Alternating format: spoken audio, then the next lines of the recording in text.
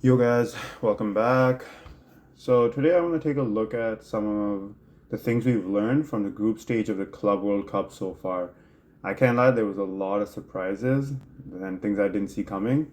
But yeah, let's get into it. So Group A, of course, I think everyone here would have expected Porto to qualify, but as we see, they fell short a little bit. But I'm quite surprised by not necessarily Palmeiras because I always thought they might have an odd shot of making it, but just how well they did. Um, Inter Miami, again, I had them finishing second. I had Porto finishing first, but just Messi alone is, enough to carry this team to second. But yeah, Palmeiras, very impressive. I think they're definitely going to be pretty strong. They're playing another Brazilian team in the first round, so that'll be an interesting matchup. And definitely not out of the question that they could advance to the quarterfinal, even semi potentially. Who knows? But yeah, I was quite disappointed in Porto. There was one player I really liked from Porto. I forget what his name was, Hora, I believe. But I think he was very very good this whole tournament. Oh, Mora, sorry, yeah. 18 years old, excellent dribbler, good finish on him as well. I think he's going to be one to watch over the next few years. But yeah, unfortunately, Porto didn't do enough this tournament. Next, we have Group B, and here we can say there was another shock. I mean, I think we all had PSG finishing first, but you would have thought that Atleti had enough to finish second. But it's crazy. You win two games. This you can see they had 6 points, but they still weren't able to qualify. On the other hand, Botafogo, wow, very very impressive from them. They were able to beat PSG, and they were beat Seattle as well. And unfortunately, they fell just short to Atletico, but it didn't really matter in the end because they still qualified in second. And yeah, they're going to be playing Palmeiras, so an all Brazilian battle there will be fun to see. I'm going to do another video breaking down the knockouts and who I'm going to predict to advance. Here, I just want to talk about, I guess, what happened in sort of the groups. Group C, this is where my team is, Bayern München. But we fell short a little bit in that third game. We did rotate a lot, and I think initially the fan base, including myself, we were all very happy to see the rotation. But I think it was just too much. And I think we could have done with a few more starters in there, especially Kimmich. We saw what happened when he came on in the second half. And he's someone, I guess, he doesn't need the rotation because he plays 90 minutes every week and he loves it. But that is probably one of the reasons we should rotate him because he plays 90 minutes every week and, it doesn't really get much of a rest. Anyways, big congrats to Benfica. I think they outperformed us. They played very well against us when we played them, and yeah, they deserve it. They deserve to be top of the group. I don't. We did sort of end up going on the slightly more difficult path because we finished second, but I think in the end the knockout sort of balanced out anyways. Boca Juniors, shout out to them. They played a good game against us and were just short. If it wasn't even for Elise doing Elise things, they might have gone a draw to that game against us. But yeah, going to be exciting to see the knockouts with Benfica playing against Chelsea and Bayern playing against Flamengo, who played a very good game against Chelsea, as we saw. And here's Group D. So again, I think a surprise here. I think I had Chelsea finishing first and Flamengo finishing second, but these Brazilian teams have been so impressive this tournament. I know like they beat Chelsea with Chelsea having that red card, but I don't think that should take away from their performance because they still played very well regardless of the red card. They were playing well, they were holding their own, and Chelsea probably feel a little bit unfortunate that they only had a 1-0 lead. It wasn't enough for them to beat Flamengo in the end and close the game out. But yeah, congratulations to Flamengo. I had them going through as well, but in second.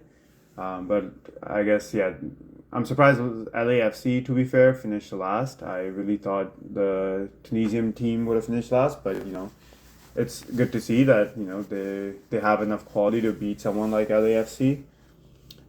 Group E. So this was an interesting group because Inter started off just squeaking a draw in their first game. And we were all sort of like, oh, is this new look Inter without Inzaghi? Are they going to be able to do it? I don't know. I personally wasn't really convinced in their first two games that they could have done that well, but I mean, they topped their group. They've done well. They beat River Plate and Red Diamonds, and they did enough basically to get through. So congratulations to them. Here, Monterrey, I'm quite surprised made it. I mean, I didn't know much about Monterrey to be fair, but I thought River Plate would have been the ones going through. They have a lot of talent there, as we know. One of them is going to Madrid. Mastantuono. Sorry about that pronunciation, but let me actually see. Mastantuono. Yeah, so I thought River Plate would have finished second here, but I guess not enough. Next, we have Group F. Kind of a interesting group again because like Dortmund is obviously the big name there, and they did finish first, but there was not exactly, I guess, a clear win for Dortmund. I feel like they had to fight in each of their games. Fluminense, I think I had finishing second as well, but who I was really impressed by in this group was actually Mamelodi Sundowns from South Africa, I believe.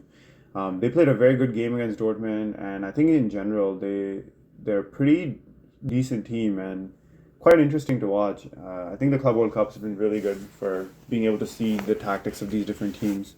But I think this group was more or less as people would have expected it. Group G, I think again it went sort of how we expected, with Manchester City finishing first, of course, and then Juventus finishing second. Juventus looked very strong in their first two games, but I just don't think they set up right. I don't know what Igor Tudor was thinking in that third game. Heavily rotated 11 against City. It's I don't know, maybe they thought we've already qualified, whatever, it doesn't matter. But I think that was a mistake. Like Juventus definitely did not play their best game, and I know Man City played amazing, and with this new team they have, but I think Juventus could have done better than they did against City. But I wouldn't rule out Juventus doing well in this tournament as long as they don't rotate as much as they did against Man City. And finally, we have Group H. I think once again, this is similar to how people would have predicted it and how I predicted it. Madrid coming in first, Al Hilal's coming in second, Salzburg third, and Pachuca fourth. This group was interesting because it started off with Madrid and Al Hilal drawing right away, and people were questioning some things about, oh, how good are this Madrid team under Alonso? Maybe it'll take some time, but we saw in the next two games they sort of got the flow of things, and especially their third game against Salzburg, we I think saw the best version of Madrid we've seen in a while. Ancelotti ball is no more, and now we're seeing Alonso ball coming to play. He played a back three that game as well, with Chouameni being the third center back. I think it was very, very well set up. The system was playing very well with Bellingham and Guler playing as sort of that free roaming 10 role. I think, Madrid seem to have figured their system out, so it'll be interesting to see them in the knockouts. Quickly, I guess I just want to go back and touch on Man City because I feel like I didn't do them enough justice about when I spoke about them. But yeah, Man City have probably been the team who've performed the best, I'd say, in this tournament so far. And if you go back and watch my prediction, you'll see I had Man City winning the whole thing before a ball was kicked, just because of the signings they'd made, and I just sort of I believe in Pep. It's Pep. And with these signings they had made with Ait Nouri, Ryan Deers, and Cherky, I just saw this kind of coming. This strong City team coming back. But I'm excited to see how they fare in the knockouts, just like the rest of these teams that have made it. Congrats to those teams that made it from the group stage. And I'll be doing a knockout prediction next for the bracket, and we'll see who I have in the final, in the semis, and such. But yeah, thanks for watching, guys. Please leave a like on the video. Let me know your thoughts below about what you learned from the group stage. what you're looking forward to in the knockouts, what matchups you want to see. Yeah, and thank you for watching. Till next time.